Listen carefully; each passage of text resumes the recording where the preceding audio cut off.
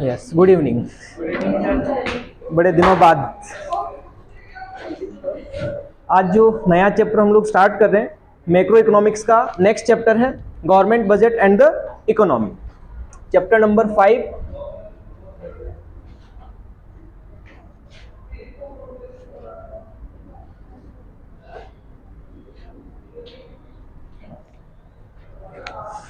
Simple सा chapter है, ज़्यादा बड़ा भी नहीं है, ठीक है ना। तो कोशिश करते हैं दीपावली से पहले पहले इसको फिनिश करेंगे। तो सबसे पहले अपन यहाँ बात करेंगे बजट होता क्या है, what is the meaning of budget. Budget word तो पहले भी सुना ही होगा, क्या होता है बजट, रोज ही सुनते हैं। बजट मतलब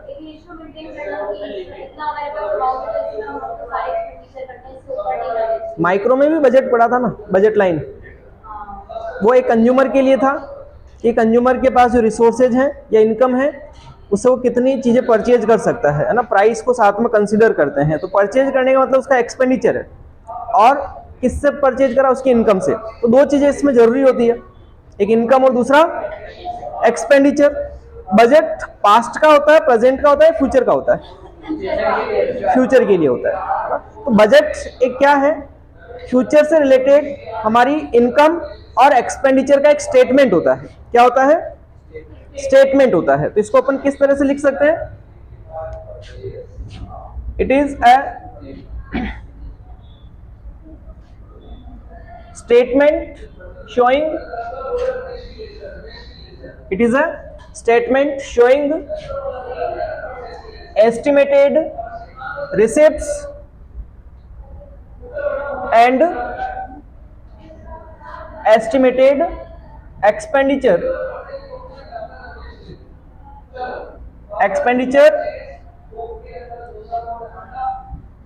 for upcoming accounting year।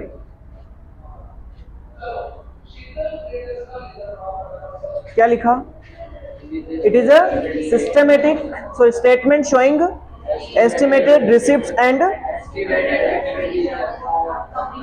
estimated expenditure for upcoming accounting year। accounting year मतलब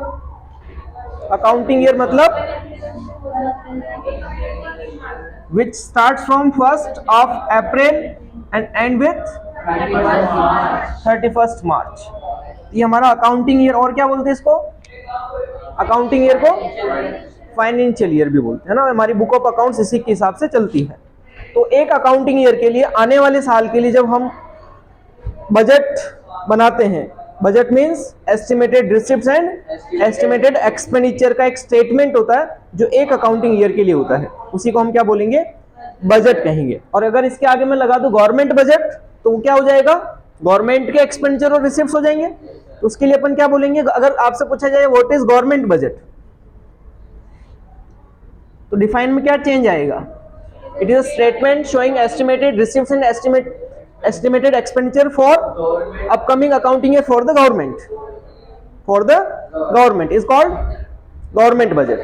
ठीक है ना। तो बजट और गवर्नमेंट बजट वैसे सिमिलर टर्म ही है, बजट हर कोई बनाता है और गवर्नमेंट वर्ड लगा देंगे तो गवर्नमेंट का बजट हो जाएगा। हम कंज्यूमर का बजट लिखेंगे तो वो कंज्यूमर का हो जाएगा, हम एक फर्म का बजट लिखेंगे तो वो फर्म के लिए हो जाएगा।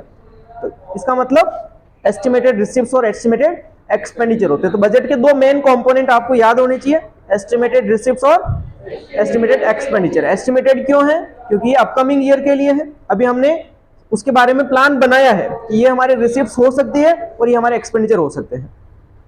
इसके बाद अब आते हैं बजट बनाया क्यों जाता है, बजट क्यों बनाते हैं। ये तो हो गया हमारा गवर्नमेंट बजट, यहां मैं क्या लिख रहा हूं, फॉर गवर्नमेंट। अब बजट हम बनाते क्यों हैं, बजट बनाने के पीछे क्या होते हैं, कुछ ऑब्जेक्टिव्स होते हैं। हम लोग बजट बनाएंगे तो उसका कोई ना कोई उद्देश्य होता है। तो यहाँ गवर्नमेंट बजट बनाती है, उसका भी कोई ना कोई ऑब्जेक्टिव होगा। तो क्या क्या ऑब्जेक्टिव गवर्नमेंट बजट के होते हैं, तो one by one upon discuss कर रहे हैं। सबसे पहला आता है रीअलोकेशन ऑफ रिसोर्सेज। क्या लिखा है, रीअलोकेशन ऑफ रिसोर्सेज। इसका मतलब हमारी इकोनॉमी में जो रिसोर्स हैं, रिसोर्स का मतलब इनकम के जो भी सोर्स है गवर्नमेंट के पास, वो सारे गवर्नमेंट के लिए रिसोर्स हैं, तो उन रिसोर्सेज का गवर्नमेंट रीअलोकेशन करती है। रीअलोकेशन मतलब रीडिस्ट्रीब्यूशन, वापस उसको डिस्ट्रीब्यूट करती। कैसे करती है? हमारी इकोनॉमी में एक सेक्टर है जिसका नाम है प्राइवेट सेक्टर। इस सेक्टर का मेन पर्पस क्या होता है? Profit earning. ये वेलफेयर को इग्नोर करता है, ये नहीं चाहता है कि हम वेलफेयर करें, हम तो केवल क्या चाहते हैं? प्रॉफिट मैक्सिमाइजेशन हमारा पर्पस है। तो जब ये वेलफेयर नहीं करेगा, फिर गवर्नमेंट की जिम्मेदारी वेलफेयर करना, तो गवर्नमेंट पैसा कहां से लाएगी? जेब से तो देगी नहीं। तो इन प्राइवेट सेक्टर से जो इनकी अर्निंग होती है उस पर गवर्नमेंट क्या इंपोज कर देती है? टैक्सेस लगाती है, और उन टैक्सेस को क्या करती है? वेलफेयर पर स्पेंड करती है, जो पुअर सेक्शंस होते हैं उसके लिए। तो एक तरह से प्राइवेट सेक्टर से गवर्नमेंट ने टैक्स कलेक्ट किया, उनके पास ज्यादा इनकम है, उस इनकम को जो भी प्रॉफिट उन्होंने अर्न किया उस पर टैक्स लगाया, और वो टैक्स की अर्निंग जो होगी गवर्नमेंट उसको किस पर स्पेंड कर देगी? वेलफेयर के लिए स्पेंड कर देगी। तो एक तरह से रिसोर्स हमने उठाए हैं, दूसरी तरफ हमने उस रिसोर्सेज को वापस रीडिस्ट्रीब्यूट कर दिया है। एक बार सर को बोल क्या ऑनलाइन क्लास में।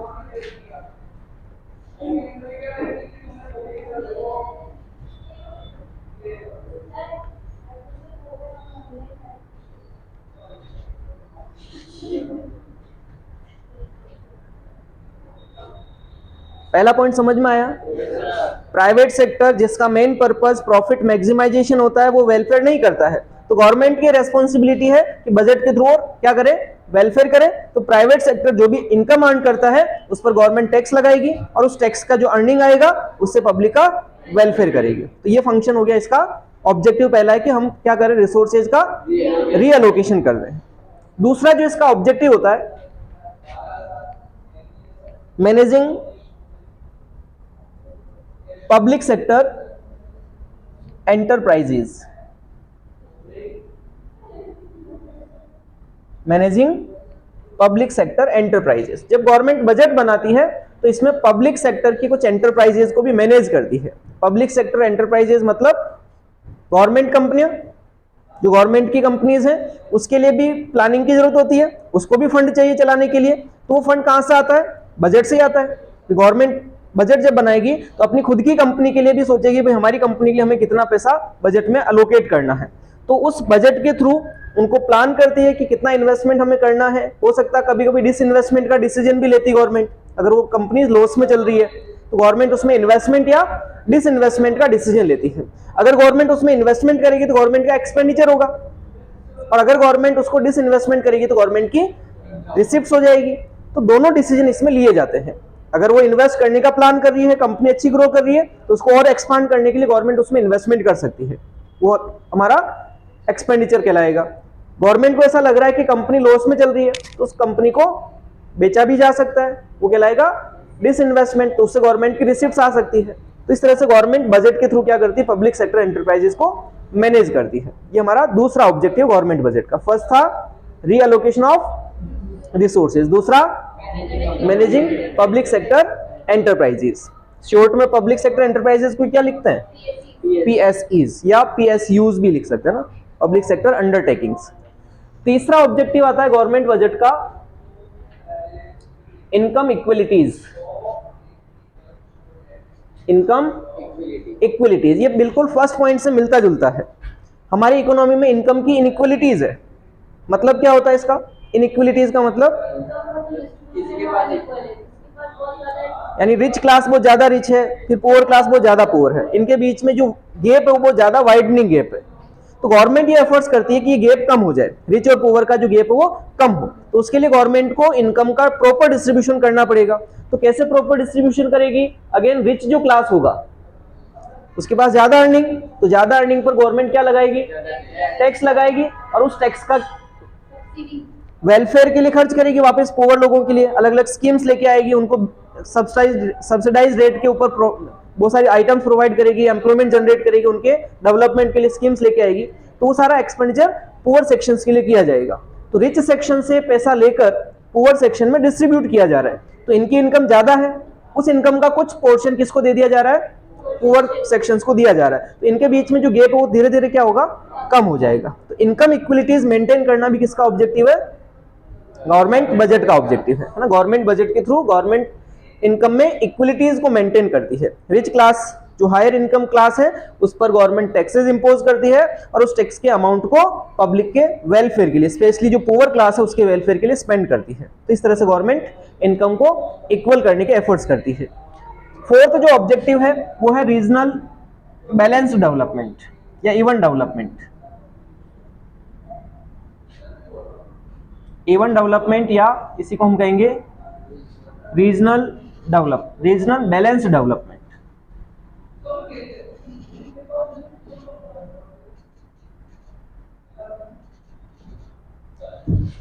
इवन डेवलपमेंट या रीजनल बैलेंस डेवलपमेंट मतलब जैसे सेंट्रल गवर्नमेंट है और बाकी सब जगह स्टेट गवर्नमेंट्स होती है ना, स्टेट से ही मिलकर सेंट्रल बनती है। तो जब सेंट्रल गवर्नमेंट में कोई गवर्नमेंट है वो अलग पार्टी की है, स्टेट गवर्नमेंट में कोई अलग पार्टी की गवर्नमेंट हो सकती है। जैसे अभी राजस्थान और सेंट्रल गवर्नमेंट को अगर कंपेयर करें तो सेंट्रल में बीजेपी गवर्नमेंट, राजस्थान में कांग्रेस है। तो सेंट्रल गवर्नमेंट जब बजट बनाती है तो वो ये नहीं सोचती कि राजस्थान में तो कांग्रेस गवर्नमेंट है हम इसको बजट नहीं देंगे, क्योंकि 5 साल बाद इलेक्शन आएगा तो वोट तो वापस मांगने पड़ेंगे ना राजस्थान से भी। तो राजस्थान अगर वोट नहीं देगा तो सेंट्रल में गवर्नमेंट नहीं बनेगी। तो गवर्नमेंट हमेशा चाहती है कि पूरी इकोनॉमी का एक जैसा डेवलपमेंट हो।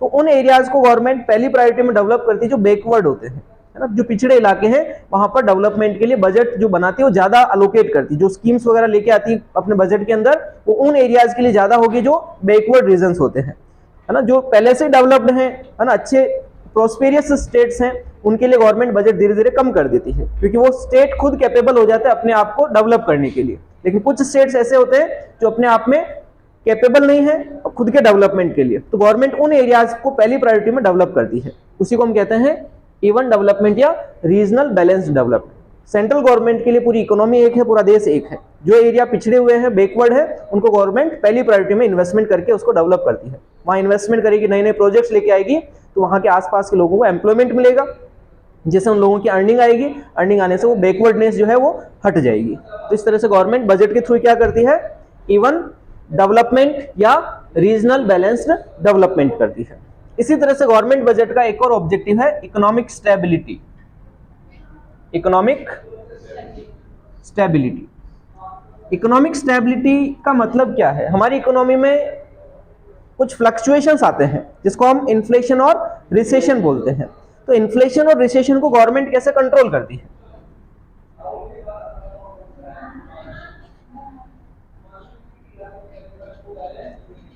इन्फ्लेशन मतलब महंगाई बढ़ना, और रिसेशन का मतलब मंदी की स्थिति। हमने बैंकिंग चैप्टर में कुछ चीजें पढ़ी थी, याद हो तो, ये चीज इन्फ्लेशन रिसेशन को कंट्रोल करने के लिए आरबीआई एक पॉलिसी यूज करता है। उस पॉलिसी को कौन सी पॉलिसी बोलते हैं? Monetary policy. कौन सी पॉलिसी कहेंगे? Monetary policy. अगर ये चीजें आरबीआई कर रहा है इसको कंट्रोल, इकोनॉमिक स्टेबिलिटी में अगर आरबीआई रोल प्ले कर रहा है तो वो आरबीआई की जो पॉलिसी है वो कौन सी होती है? Monetary policy. लेकिन इसी चीज को अगर हमारी सेंट्रल गवर्नमेंट कंट्रोल कर रही है तो उसके लिए कौन सी पॉलिसी होगी? अगर वो सेंट्रल गवर्नमेंट पॉलिसी बना रही है तो कौन सी पॉलिसी कहलाएगी? Fiscal policy. Fiscal policy. काम दोनों का एक ही है, मनी सप्लाई को कंट्रोल करना। लेकिन जब सेंट्रल गवर्नमेंट करेगी तो वो फिस्कल पॉलिसी बनाएगी और आरबीआई करेगा तो मॉनेटरी पॉलिसी बनाएगी। मॉनेटरी पॉलिसी अपने बैंकिंग में पढ़ा था, उसमें दो मेजर्स अपने पढ़े, क्वांटिटेटिव और क्वालिटेटिव। क्वांटिटेटिव जिसको हम जनरल मेजर्स भी कहते हैं और क्वालिटेटिव जिसको सेलेक्टिव मेजर्स भी बोलते हैं। मनी सप्लाई अगर ज्यादा हो गई तो उसको कैसे कम किया जाता है, वो बैंक आरबीआई अपनी रेट्स को चेंज करता है या ओपन मार्केट ऑपरेशंस परफॉर्म करता है। लेकिन गवर्नमेंट क्या करती? बजट बना सकती गवर्नमेंट। अब गवर्नमेंट बजट बनाती है, वो दो तरह का बजट होता है ना। गवर्नमेंट का बजट दो तरह का होता है, आगे पढ़ेंगे इसके टाइप अपन। बजट जो होता है, या तो बजट हो सकता है सरप्लस का, या बजट हो सकता है डेफिशिएट का। सरप्लस बजट मतलब, सरप्लस बजट किसको कहेंगे? भाई गवर्नमेंट की इनकम ज्यादा और खर्चे कम हो। अपन ऐसा लिख सकते हैं, receives are greater than expenditures. ये सरप्लस बजट है। गवर्नमेंट की रिसीव्स ज्यादा है, एक्सपेंडिचर कम है। गवर्नमेंट ने 150 रुपए कमाए, खर्च किए 50 रुपए, तो 100 रुपए बच गए ना गवर्नमेंट के पास, तो सरप्लस है ये। इसको हम बोलेंगे सरप्लस बजट। और डेफिशिएट बजट इसका अपोजिट, एक्सपेंडिचर ज्यादा हो जाए और इनकम कम हो, 50 रुपए कमाए और खर्च कर दिए 150 रुपए, तो माइनस के 100 रुपए जेब से रखने पड़ेंगे गवर्नमेंट को। ये डेफिशिएट सिचुएशन है। तो ये जो दो तरह के बजट होते हैं उसका यूज इन्फ्लेशन और रिसेशन को कंट्रोल करने में हमारी गवर्नमेंट करती है। सरप्लस बजट का मतलब ये होता है पब्लिक से हम पैसा ज्यादा ले रहे हैं, टैक्स वगैरह के रूप में हम ज्यादा कलेक्शन करें, तभी तो गवर्नमेंट की रिसीट्स ज्यादा होगी, लेकिन वापस पब्लिक के वेलफेयर के लिए कम खर्च कर रहे हैं। तो इससे इकोनॉमी के अंदर मनी सप्लाई बढ़ रही है कि कम हो रही है? मनी सप्लाई कम हो रही है कि देश से हमने 150 रुपए कलेक्ट कर लिए और वापस खर्च कितने किए? 50 है, तो 100 रुपए गवर्नमेंट ने अपनी जेब में रखे हुए ना। मनी सप्लाई 100 रुपए से इकोनॉमी से कम हो गई है। और इसमें क्या हो रहा है? लिया तो 50 रुपया और वापस दिया कितना? 150 रुपए दिया, तो 100 रुपए ज्यादा दे दिया। तो इसका मतलब इसमें मनी सप्लाई बढ़ रही है। इसको हम बोलते हैं एक्सपांशन ऑफ मनी सप्लाई और इसको बोलते हैं कॉन्ट्रैक्शन ऑफ मनी सप्लाई। ये जो सिचुएशन है सरप्लस बजट, इसमें क्या होता है? Contraction of money supply. और इसमें क्या होता है? Expansion of money supply. अब अपन आते हैं इस पॉइंट पर, इन्फ्लेशन का मतलब मनी सप्लाई ज्यादा कि कम? इन्फ्लेशन तभी होता है जब लोगों के पास ज्यादा पैसा होता है, यानी कि इसके अंदर ये जो सिचुएशन है इसमें मनी सप्लाई ज्यादा होती है, और रिसेशन जिसमें मनी सप्लाई कम होती है। अब गवर्नमेंट क्या करेगी? इस मनी सप्लाई को ज्यादा को कम करना है, तो कम करने के लिए कौन से इंस्ट्रूमेंट यूज करेगी? सरप्लस बजट की डेफिशिएट बजट? डेफिशिएट बजट, क्योंकि यहां से हमारी मनी सप्लाई को एक्सपांशन मिलेगा। सॉरी उल्टा, हाँ, सरप्लस बजट बनाएगी। इन्फ्लेशन है, मनी सप्लाई पहले ही ज्यादा है, तो और ज्यादा थोड़ी करेगी। तो गवर्नमेंट इस टाइम पर, इन्फ्लेशन के टाइम पर कौन सा बजट बनाती है? सरप्लस बजट, है ना। क्वेश्चन एमसीक्यूज में पूछा जा सकता है, in the situation of inflation which type of budget government form? Surplus budget. Inflation होगी तो सरप्लस बजट, और अगर रिसेशन हुआ तो डेफिशिएट बजट। पे इन्फ्लेशन, रिसेशन का मतलब पैसा ही नहीं मार्केट में, तो गवर्नमेंट पैसे की सप्लाई बढ़ाएगी, तो सप्लाई बढ़ाने के लिए उसको पब्लिक से कलेक्ट कम करना है, खर्च ज्यादा करना, और कलेक्ट कम करेगी और खर्च ज्यादा करेगी तो बजट क्या हो जाएगा? डेफिशिएट बजट हो जाएगा। अब ज्यादा खर्च कैसे करेगी गवर्नमेंट के पास? कहां से आएगा पैसा? लोन लेना पड़ेगा। अब वो कहीं से भी लोन लाए, हमारे आरबीआई से लोन ले, है ना, या पब्लिक से लोन ले, वर्ल्ड बैंक से लोन ले, किसी फॉरेन गवर्नमेंट से लोन ले, है ना। हमारी गवर्नमेंट को अभी भी लोन ही चल रहा है। कब से? 1991 से। कितने बिलियन का लोन लिया था? 7 बिलियन यूएस डॉलर, है ना। वो लोन अभी तक भी नहीं चुका पाए अपन, क्योंकि उस टाइम पर भी तो यही सिचुएशन थी, रिसेशन हो रहा था, है ना। तो इकोनॉमी को डेवलपमेंट के लिए फंड की रिक्वायरमेंट थी, फंड हमारे पास था नहीं, तो हमने वर्ल्ड बैंक से उधार लिया 3 कंडीशन पे। कौन सी 3 कंडीशन? एलपीजी, लिबरलाइजेशन, प्राइवेटाइजेशन और ग्लोबलाइजेशन। तो गवर्नमेंट को जब जरूरत पड़ती है तो वो लोन भी लेती है, और लोन लेने का मतलब बजट डेफिशिएट हो गया है। तो इस तरह से इकोनॉमी को स्टेबल कर लेती है। अगर इन्फ्लेशन है तो मनी सप्लाई को कंट्रोल कर दिया जाएगा, है ना। इन्फ्लेशन का मतलब मनी सप्लाई ज्यादा है, एक्सपांशन है, तो उसको कॉन्ट्रैक्शन करना, उसको कम करना। और रिसेशन का मतलब मनी सप्लाई कम है, तो मनी सप्लाई बढ़ाने के लिए गवर्नमेंट को डेफिशिएट बजट बनाना पड़ता है। तो इस तरह से गवर्नमेंट इकोनॉमिक स्टेबिलिटी मेंटेन करती है, और उसके लिए कौन सी पॉलिसी बनाती है? Fiscal policy. उसके बाद कुछ और भी ऑब्जेक्टिव होते हैं गवर्नमेंट बजट के, जैसे कि एम्प्लॉयमेंट जनरेशन। होता है कि नहीं होता है एम्प्लॉयमेंट जनरेशन? बजट बनाएगी तो एम्प्लॉयमेंट के लिए तो गवर्नमेंट पहले कहेगी हम इतने रोजगार देंगे लोगों को, इस सेक्टर्स में इतने एम्प्लॉयमेंट जनरेशन हम लोग करेंगे। तो बजट जब बनाएगी तो अपने वेरियस डिपार्टमेंट्स के अंदर डायरेक्ट और इनडायरेक्ट तरीके से एम्प्लॉयमेंट जनरेशन का भी काम बजट में करती है। जो भी वैकेंट पोस्टें होती है, चाहे टीचिंग डिपार्टमेंट में हो या एडमिनिस्ट्रेटिव डिपार्टमेंट के अंदर हो, जहां जहां भी पोस्टें वैकेंट है उनको रिक्रूटमेंट के थ्रू गवर्नमेंट फिल करती है। तो बजट में अनाउंसमेंट गवर्नमेंट करती है जब भी गवर्नमेंट बनेगी, है ना। जैसे अपनी स्टेट गवर्नमेंट, तो उन्होंने भी अनाउंसमेंट बजट में किया कि हम इतने टीचर्स की भर्ती निकालेंगे, इतना ये करेंगे। तो इसका मतलब क्या है? बजट में गवर्नमेंट एम्प्लॉयमेंट ऑप्शंस भी जनरेट करती है। इसके अलावा एक और ऑब्जेक्टिव है प्रॉपर यूटिलाइजेशन ऑफ रिसोर्सेज। तो बजट का मतलब एक प्लानिंग है। ये बजट बनाने का मतलब हम लोग क्या कर रहे हैं? प्लानिंग कर रहे हैं। और प्लानिंग करने का मतलब हमारे जो लिमिटेड रिसोर्सेज हैं उसका हम क्या करें? प्रॉपर यूटिलाइजेशन करें। तो रिसोर्सेज का प्रॉपर यूटिलाइजेशन तभी होगा जब हम पहले से अनुमान लगाएंगे, एस्टिमेट करेंगे भाई ये हमारे पास इनकम के सोर्स है और यहाँ हमें इनकम खर्च करनी है। तो पहले से पता होगा तो अपन उसके हिसाब से हर चीज को थोड़ा थोड़ा डिस्ट्रीब्यूट करके चलेंगे भी कहाँ कितना पैसा खर्च करना है। बिना सोचे समझे हमने कुछ भी बजट नहीं बनाया, कुछ भी प्लानिंग नहीं करी, जो पैसा आ रहा है हर कहीं खर्च कर रहे हैं, तो प्रॉपर यूटिलाइजेशन नहीं हो पाएगा, है ना। इकोनॉमिक का मैक्सिमम वेलफेयर जो गवर्नमेंट चाहती है वो नहीं हो पाता है। तो इस तरह से हमारी गवर्नमेंट बजट के थ्रू 7 ऑब्जेक्टिव्स को पूरा करती है। पहला क्या है? Reallocation of resources. दूसरा, managing public sector enterprises. Third, income equalities. Fourth, even development और balanced regional development. Sixth, economic stability और एम्प्लॉयमेंट जनरेशन। और last, proper utilization of resources. इस तरह से हमारी गवर्नमेंट बजट के ऑब्जेक्टिव्स हैं। एग्जाम में पूछे जाते हैं, कोई भी 2 एक्सप्लेन करो, 3 एक्सप्लेन करो, या पर्टिकुलर टॉपिक देके भी आपसे पूछा जा सकता है reallocation of resources as an objective explain, है ना। इंडिविजुअल टॉपिक को भी पूछा जा सकता है 1 नंबर 2 नंबर के लिए, 4 नंबर के लिए पूछा जा सकता है, 4 पॉइंट पूछ लिए जाए।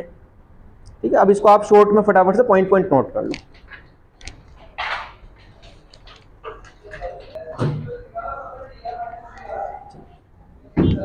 अभी तक अपन ने जो टॉपिक पढ़ा, एक तो मीनिंग हो गया, दूसरा ऑब्जेक्टिव ऑफ गवर्नमेंट बजट हो गया। अब तीसरा जो टॉपिक इस चैप्टर का है वो है स्ट्रक्चर ऑफ द बजट। तो एक चार्ट अपन बना रहे हैं इसके अंदर, स्ट्रक्चर ऑफ द बजट। किसको खानी भाई चार्ट है?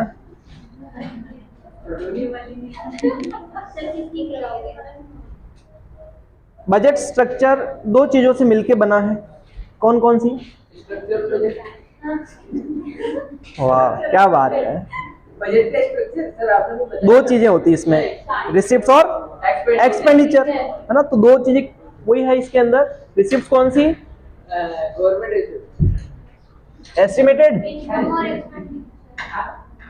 ये एस्टिमेटेड ही तो होती है।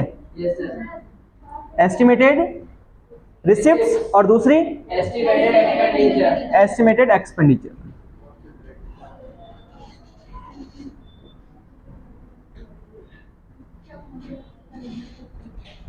अब जो ये एस्टिमेटेड रिसिप्ट्स है ये भी 2 तरह की होती है। कौन कौन से 2 तरीके? एक होती है रेवेन्यू और एक होती है कैपिटल। अकाउंट्स में खर्चे पड़े ना, रेवेन्यू एक्सपेंडिचर और कैपिटल एक्सपेंडिचर, रेवेन्यू रिसिप्ट्स और कैपिटल रिसिप्ट्स। इसी तरह से यहाँ पर भी बजट के अंदर गवर्नमेंट के लिए 2 रिसिप्ट्स हैं। फर्स्ट क्या है? रेवेन्यू रिसिप्ट्स और दूसरा कैपिटल रिसिप्ट्स। सेम एक्सपेंडिचर के भी 2 टाइप है, revenue expenditure and capital expenditure.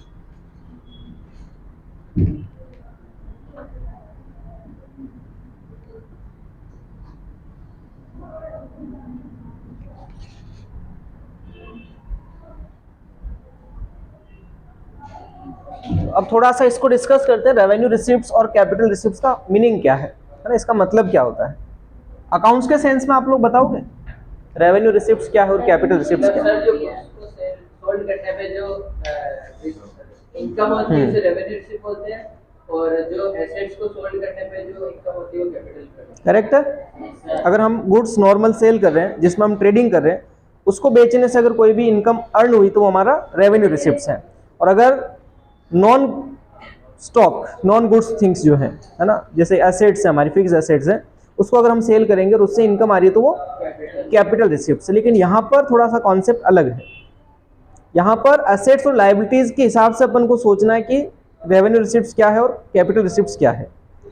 अब समझना, अगर हमारे पास कोई आइटम है और उसको हम बेच देते हैं तो हमारे पास रिसिप्ट्स आती है, और वो आइटम कोई एसेट हो सकती है ना। वो आइटम क्या हो सकता है? कोई एसेट हो सकती है।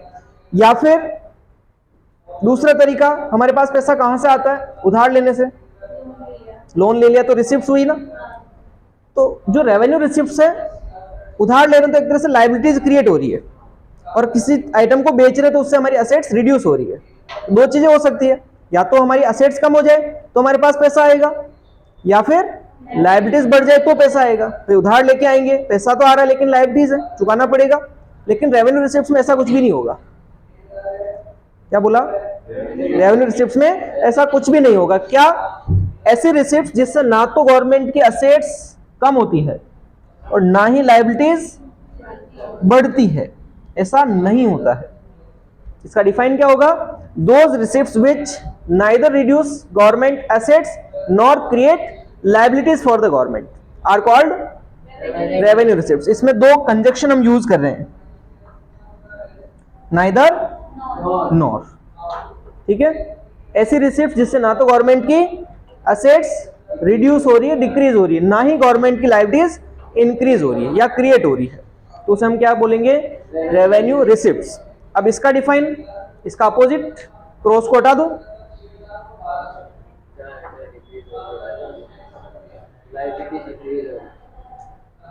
लायबिलिटीज इंक्रीज हो रही हो, तो यहां पर क्या होगा define? Either or conjunction use करेंगे अपन। क्या होगा यहां पर? Either or. Those receipts which either reduce assets of the government or increase liabilities for the government are called capital receipts. Example पे आते हैं अपन, इसके क्या एग्जांपल हो सकते हैं? तो रेवेन्यू रिसिप्ट्स के दो टाइप हैं, अपन आगे पढ़ेंगे, है ना। इसके दो टाइप होते हैं, एग्जांपल अंदर आएंगे इसके। दो टाइप में, एक होते हैं टैक्स रेवेन्यू रिसिप्ट्स और एक होती है non tax revenue receipts. Government के लिए पहली रिसिप्ट्स क्या है? टैक्स रेवेन्यू रिसिप्ट्स, और दूसरा नॉन टैक्स। और कैपिटल रिसिप्ट्स में बहुत सारी चीजें हो सकती है, इसके में कोई टाइप नहीं, इसके सीधे एग्जांपल्स आते हैं। तो एग्जांपल में जैसे कि डिसइन्वेस्टमेंट, गवर्नमेंट ने क्या किया? डिसइन्वेस्टमेंट किया। डिसइन्वेस्टमेंट मतलब अपने असेट्स को बेचा है, तो उससे गवर्नमेंट को अर्निंग आएगी, तो उससे गवर्नमेंट की असेट्स कम हो जाएगी। यस, या फिर acquire borrowings, acquire loan and borrowings, या गवर्नमेंट क्या कर रही है? लोन ले रही है, तो भी जो हमारी है लायबिलिटीज बढ़ रही है और रिसिप्ट्स हो रही है। तो ये दो एग्जांपल, डिसइन्वेस्टमेंट और एक्वायरिंग लोन एंड बोरोइंग्स। अब लोन एंड बोरोइंग्स कहीं से भी लिया जा सकता है, आरबीआई से लिया जा सकता है, पब्लिक से लिया जा सकता है, या फॉरेन किसी इंस्टीट्यूशन से लिया जा सकता है, गवर्नमेंट से लिया जा सकता है। तो ये तो इसमें एग्जांपल हो गए। अब इसमें आते हैं टैक्स और नॉन टैक्स। तो टैक्स भी अगेन दो टाइप का होता है, डायरेक्ट और इनडायरेक्ट टैक्स। बताओ डायरेक्ट टैक्स किसको बोलते हैं? जो हमारी इनकम या वेल्थ पर लगता है। इस टैक्स के बर्डन को हम शिफ्ट नहीं कर सकते हैं, इसका बर्डन उसी पर्सन पे पड़ता है जो इसका पेमेंट करता है। जैसे इनकम टैक्स, वेल्थ टैक्स, तो ये एक ही पर्सन पर, उस जिस पर बर्डन आया वही उसको पेमेंट भी करेगा, डिफरेंट पर्सन नहीं होते, और इसके हम बर्डन को शिफ्ट भी नहीं कर सकते हैं। तो टैक्स कितने टाइप के? दो टाइप, एक होता है डायरेक्ट और दूसरा इनडायरेक्ट। इनडायरेक्ट क्या होगा? जीएसटी, जो गुड्स के प्रोडक्शन या सर्विसेज के सप्लाई पर लगता है, उसे हम इनडायरेक्ट टैक्स बोलते हैं। जैसे कि जीएसटी, इस टैक्स के बर्डन को हम शिफ्ट या ट्रांसफर कर सकते किसी और पर्सन पर। जैसे हमारे पास कोई आइटम है, वो हमें नहीं चाहिए था, हमने किसी को बेच दिया, तो उस आइटम के साथ ही वो टैक्स का बर्डन भी चला गया, क्योंकि आइटम की प्राइस के अंदर टैक्स इंक्लूड होता है। तो उस वजह से इसके बर्डन को हम क्या कर सकते हैं? शिफ्ट कर सकते हैं। तो हमारे पास टैक्स दो तरह के होते हैं, डायरेक्ट टैक्स और इनडायरेक्ट टैक्स, ठीक है। अब नॉन टैक्स में गवर्नमेंट के पास टैक्स के अलावा भी बहुत सारे इनकम के सोर्स होते हैं, जिससे गवर्नमेंट की कोई एसेट्स ना तो कम होती ना लायबिलिटीज बढ़ती उससे। जैसे कि नॉन टैक्स रिसिप्ट्स के अंदर, इसका डिफाइन अगर पूछा जाएगा what is the non tax receipts, तो tax other than, sorry, receipts other than tax, receipts other than tax is called non tax receipts. अब इसमें क्या आता है? इसके अंदर जैसे फीस आती है, गवर्नमेंट अपने से कुछ फीस चार्ज करती है, पता है? जैसे कि अपन लाइसेंस बनवाया तो लाइसेंस की फीस लगेगी, प्रॉपर्टी रजिस्ट्रेशन फीस लगती है, रजिस्ट्री करवाते तो, पट्टा बनवाते तो फीस लगती है, मकान के पट्टे होते हैं ना, मकान के, कान के नहीं कान के पट्टे अब सर्दी आ रही वैसे लगाने पड़ेंगे। तो फीस हो गया, अलग अलग तरह की हम फीस गवर्नमेंट को पे करते हैं। कोर्ट की कोई सर्विस ली उसकी फीस देते हैं, हाँ, आधार कार्ड बनाएंगे तो फीस लगेगी, बर्थ सर्टिफिकेट बनाएंगे फीस लगेगी, कैरेक्टर सर्टिफिकेट बनाएंगे फीस लगेगी, डेथ सर्टिफिकेट बनाएंगे फीस लगेगी। हाँ, हर चीज पे गवर्नमेंट अपन से पैसा ले रही है एज ए फीस। तो फीस के रूप में गवर्नमेंट को अपन पैसा देते हैं। तो गवर्नमेंट को अपन जब फीस दे रहे हैं तो क्या इससे गवर्नमेंट की एसेट्स कम हो रही है? क्या इससे कोई लायबिलिटी बढ़ रही है? नहीं बढ़ रही। इसलिए नॉन टैक्स यानी कि क्या है? रेवेन्यू रिसिप्ट्स है। इसी तरह से फीस के अलावा फाइन और पेनल्टीज, इससे भी गवर्नमेंट को इनकम होती है, और इससे ना तो गवर्नमेंट की एसेट्स कम होती है ना लायबिलिटीज बढ़ती है। तो फाइन और पेनल्टीज में डिफरेंस होता है या सेम होता है?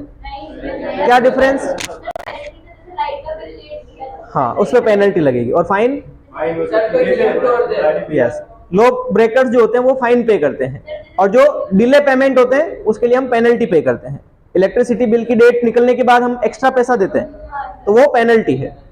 लेकिन ट्रैफिक रूल्स को फॉलो नहीं करके अगर अपन रूल तोड़ रहे हैं और पुलिस वाले ने रुका के चालान काट दिया तो वो हमारा फाइन है। और सर जब फुटबॉल के अंदर अपन नियम तोड़ दे तो पेनल्टी हो सकता है, वो अलग चीज है, वो स्पोर्ट्स का।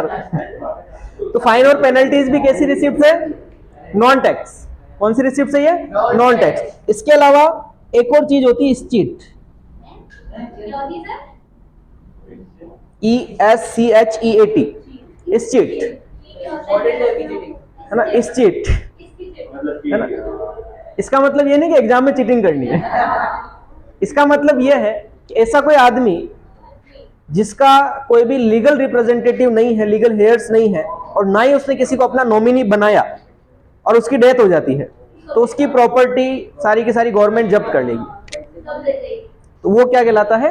स्चीट कहलाता है। ये भी गवर्नमेंट की नॉन टैक्स रिसिप्ट्स है, क्योंकि इससे ना तो गवर्नमेंट की असेट्स कम हुई ना लायबिलिटीज बढ़ी है, वापस थोड़ी देगी गवर्नमेंट उसको पैसा। तो ये क्या है? स्चीट है। तो स्चीट क्या होता है? ऐसा पर्सन जिसका कोई लीगल हेयर्स नहीं है या नॉमिनी नहीं है, और उस कंडीशन में उस आदमी की प्रॉपर्टीज डेथ के बाद गवर्नमेंट ही हो जाती है, तो उसे हम बोलते हैं स्चीट। इसके अलावा भी और कुछ चीजें होती है नॉन टैक्स के अंदर, जैसे कि परमिट ना, परमिट की फीस लगती है। परमिट है ना, गवर्नमेंट से परमिशन लेनी पड़ती किसी काम के लिए। जैसे ट्रांसपोर्टेशन के परमिट होते हैं, जैसे एक नॉर्मल हाउस होल्ड पर्पज के लिए कार रखी हुई और एक टैक्सी पर्पज के लिए कार रखी हुई, तो टैक्सी का परमिशन लेना पड़ता है टैक्सी पर चलाने के लिए। फिर उसका नंबर प्लेट भी येलो कलर में हो जाता है, और अपनी डोमेस्टिक में येलो कलर नहीं होता है। तो क्या फर्क है उसमें? उसको परमिट मिल गई है कि वो एज ए टैक्सी उसको यूज कर सकता है। इसी तरह से ट्रांसपोर्टेशन के अंदर जो कार्गो व्हीकल्स होते हैं, ट्रक वगैरह जो होते हैं, उसको भी परमिट लेने की जरूरत है ना। उसको दो तरह के परमिट मिलते हैं, एक राजस्थान में चलाएगा तो आरपी राजस्थान परमिट, और ऑल ओवर इंडिया अगर उसको परमिट चाहिए तो एनपी। बहुत सारी ट्रक पे ही लिखा होता सर्किल बना के आरपी और एनपी, तो ऑल इंडिया परमिट, और एनपी का मतलब नेशनल परमिट हो गया, या फिर आगे लिखा होता ऑल इंडिया परमिट है ना, बड़े बड़े अक्षरों में। तो ट्रैफिक वाला देख के उसको समझ आता है कि इसके पास परमिट है ना। फर्जी तो कोई लिखाता नहीं है, बाई चांस कभी पुलिस वाले ने रुका दिया, फर्जी लिख रखा है ऑल इंडिया परमिट, फिर चेकिंग में दिखा कहाँ है तेरे पास, फिर उसकी गाड़ी जब्त हो जाती है अगर नहीं है तो, है ना। तो इस तरह से परमिट की भी गवर्नमेंट फीस लेती है, तो वो भी गवर्नमेंट की कौन सी रिसिप्ट है? नॉन टैक्स रेवेन्यू रिसिप्ट है। इसके अलावा भी और भी गवर्नमेंट को नॉन टैक्स रेवेन्यू रिसिप्ट मिलती है, जैसे कि सेल ऑफ स्पेक्ट्रम।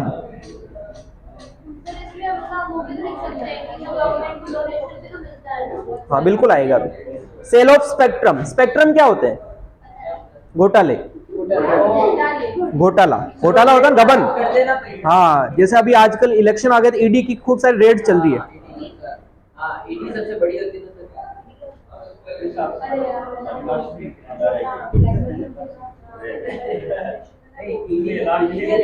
डिपार्टमेंट, आगे ई का मतलब इलेक्शन डिपार्टमेंट। अच्छा। सर मैंने सुना है जो सीबीआई होती है ना, तो वो तो मारती छोटे छोटे रेड, और ईडी बड़े बड़े रेड। हाँ, अभी अरविंद केजरीवाल फंसा हुआ इस मामले में, कभी भी गिरफ्तारी हो सकती है। हाँ, वो सीबीआई। तो स्पेक्ट्रम का मतलब होता है घोटाला। क्या होता है? घोटाला। हमारे देश के अंदर बड़े बड़े घोटाले हुए हैं, जैसे कि 2G spectrum, 3G spectrum, 4G spectrum, grass spectrum, Commonwealth spectrum, है ना। ये सारे स्पेक्ट्रम हैं। ये स्पेक्ट्रम होते क्या है? तो जब जैसे कॉमनवेल्थ हमारे यहाँ पर हुआ था 2012 के अंदर, इंडिया के अंदर कॉमनवेल्थ गेम्स हुए थे, है ना। तो कॉमनवेल्थ गेम्स के अंदर क्या हुआ कि उस टाइम पर सेंट्रल गवर्नमेंट थी कांग्रेस, है ना। तो बहुत सारे कंट्रीज यहाँ पर इंडिया में स्पोर्ट्स के लिए आए, तो उसके लिए उनके ठहरने के लिए बड़े बड़े ग्राउंड्स बनाना, है ना, उनके स्पोर्ट्स के लिए अलग अलग डेवलपमेंट करना, तो इससे रिलेटेड बहुत सारा खर्चा हुआ। तो उस खर्चे को बहुत अनावश्यक तरीके से बढ़ा के दिखाया गया, जितना हुआ ही नहीं उससे बहुत 2-3 गुना ज्यादा खर्चा दिखा रखा है। तो अपोजिशन में जब दूसरी गवर्नमेंट आती है तो उस चीज को पकड़ती है। सेम गवर्नमेंट होगी तो वो उसका स्पेक्ट्रम पता नहीं चलता है, लेकिन दूसरी गवर्नमेंट जब अपोजिशन में आ जाती है तो उनके स्पेक्ट्रम धीरे धीरे पकड़ में आते हैं जो बहुत सारे मिनिस्टर्स होते हैं उनके नाम पर फिर बेनामी संपत्तियां मिलती है ना, जो 2 नंबर की संपत्तियां अपन कह सकते हैं, तो फिर वो संपत्तियां जब्त हो जाती है। भी ये इसका कोई वो हिसाब नहीं दे पाते कहाँ से आया, है ना, ये प्रॉपर्टी इतनी सारी आपके नाम पे कहाँ से आई, उसका कोई उनके पास हिसाब किताब नहीं होता, इतना पैसा कहाँ से आया, तो वो सारा पैसा गवर्नमेंट जब्त कर लेती फिर। तो गवर्नमेंट जब्त करने का मतलब गवर्नमेंट की तो इनकम हो गई ना, दीपावली मनाएगी गवर्नमेंट तो अच्छे से, तो फिर वो क्या है, सेल ऑफ स्पेक्ट्रम। इसी तरीके से कुछ और भी गवर्नमेंट की अर्निंग होती है इसके अलावा, चैरिटी और डोनेशन से, चैरिटी एंड डोनेशन। तो गवर्नमेंट चैरिटी और डोनेशन के थ्रू भी पैसा आता है गवर्नमेंट के पास, तो कोई भी उसको डोनेशन दे रहा है, पब्लिक भी डोनेशन देती है, जैसे कोविड आया था तो पीएम वेलफेयर के फंड के नाम से एक सोशल मीडिया पर, इस पे यूपीआई पेमेंट्स पर सब पे एक ऑप्शन आता था कि आप चाहे तो पीएम वेलफेयर केयर फंड के अंदर कोविड के लिए डोनेशन दे सकते हैं। तो वो फंड होता है जो गवर्नमेंट के पास आता है, कोई भी इंडिविजुअल पर्सन भी दे सकता है, कोई जो एनजीओ होते हैं वो भी देते हैं, है ना, कोई बिजनेसमैन भी दे सकता है, बिजनेस यूनिट भी दे सकते हैं, फॉरेन गवर्नमेंट भी दे सकती है, कोई भी उसमें डोनेशन दे सकता है। तो वो डोनेशन देने से गवर्नमेंट को इनकम आ रही है, गवर्नमेंट की लाइबिलिटी थोड़ी वापस चुकाएगी, डोनेशन तो फ्री में मिलता है ना। तो वो सब चीजें गवर्नमेंट की कौन सी रिसिप्ट्स हैं, नॉन टैक्स रेवेन्यू रिसिप्ट्स है। इसके अलावा एक और चीज है, स्पेशल असेसमेंट। स्पेशल असेसमेंट, क्या स्पेलिंग होगी assessment? Special assessment. Special assessment का मतलब क्या है, गवर्नमेंट कुछ ऐसे प्रोजेक्ट लेके आती है किसी एरिया के अंदर, और उस प्रोजेक्ट की वजह से आसपास की प्रॉपर्टीज की वैल्यू बढ़ जाती है ना। जैसे अपने मान लो भिलवाड़ा में हमीरगढ़ के अंदर एयर स्ट्रिप है, और गवर्नमेंट अब अनाउंस कर दे बजट के अंदर भी इस एयर स्ट्रिप को हम एयरपोर्ट में कन्वर्ट करेंगे। तो एयरपोर्ट जैसे ही वहां डेवलप होगा, उसके आसपास जितनी भी प्रॉपर्टीज, उसकी वैल्यू वो ज्यादा महंगी हो जाएगी, है ना, उसकी रेटें बढ़ जाएगी। तो रेटें बढ़ने का कारण क्या है, गवर्नमेंट का प्रोजेक्ट। अब गवर्नमेंट जब उस प्रोजेक्ट को लाएगी तो आसपास सर्वे करवाएगी, जिन जिन लोगों की प्रॉपर्टीज है उन लोगों का सर्वे होगा, और सर्वे में उनसे पूछा जाएगा ये प्रोजेक्ट लगा रहे तो आपको कोई आपत्ति, वो कहेंगे कुछ आपत्ति नहीं है, तो आपत्ति नहीं तो हम आपसे कुछ पैसा लेंगे। गवर्नमेंट उनसे क्या कहेगी, आपत्ति नहीं तो हम आपसे कुछ पैसा लेंगे। किस चीज का पैसा, हमारे प्रोजेक्ट की वजह से आपकी प्रॉपर्टी की वैल्यू बढ़ी है। आपकी प्रॉपर्टी मान लो 1 लाख की थी, हमारा प्रोजेक्ट आने से वो 1 करोड़ की हो गई, तो 1 लाख की प्रॉपर्टी का वैल्यू सीधा कितना, 1 करोड़। तो जब वो प्रोजेक्ट नहीं होगा तो उसको बेचने पर 1 लाख रुपए मिलेगा, अगर वो प्रोजेक्ट होगा तो बेचने पर 1 करोड़ रुपए मिलेगा, तो फायदे का सौदा ही है ना। तो गवर्नमेंट कहेगी भी हम आपसे 1 करोड़ नहीं ले रहे, हमें तो आप 5 लाख रुपए दे देना। तो सभी का एक कॉमन सर्वे होता है, सभी से राय ली जाती है, मेजोरिटी जो होगी उसको एक्सेप्ट किया जाता है। तो कुछ लोगों से जिनकी प्रॉपर्टीज है उनसे गवर्नमेंट पैसा लेती है उस प्रोजेक्ट के डेवलपमेंट के नाम पर, भले ही उसमें इतना उनका कंट्रीब्यूशन नहीं है, लेकिन फिर भी उन लोगों से पैसा लिया जाएगा। वो जो पैसा आ रहा है गवर्नमेंट के पास वो क्या है, नॉन टैक्स रेवेन्यू रिसिप्ट, इसको हम बोलते हैं स्पेशल असेसमेंट। तो ये सारे हमारी गवर्नमेंट के नॉन टैक्स रेवेन्यू रिसिप्ट्स में आते हैं। तो अभी तक अपन ने रेवेन्यू रिसिप्ट्स कंप्लीट किया है, और दूसरा कैपिटल रिसिप्ट्स। कैपिटल रिसिप्ट सीधा सा है, ऐसी रिसिप्ट जिससे ना तो गवर्नमेंट की या तो गवर्नमेंट की असेट्स कम हो जाती है या फिर लायबिलिटीज बढ़ जाती है। जैसे डिसइन्वेस्टमेंट कर दिया गवर्नमेंट ने, गवर्नमेंट की स्कूल की एक बिल्डिंग पुरानी पड़ी थी, काम नहीं आ रही, उसको बेच दिया। स्कूल बिल्डिंग गवर्नमेंट की असेट्स थी, बेचने पर वो असेट्स खत्म, गवर्नमेंट के पास केस आ गया।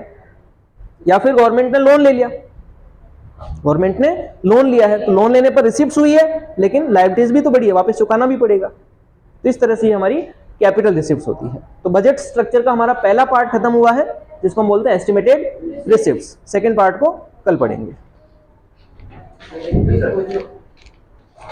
अगर अपन कोई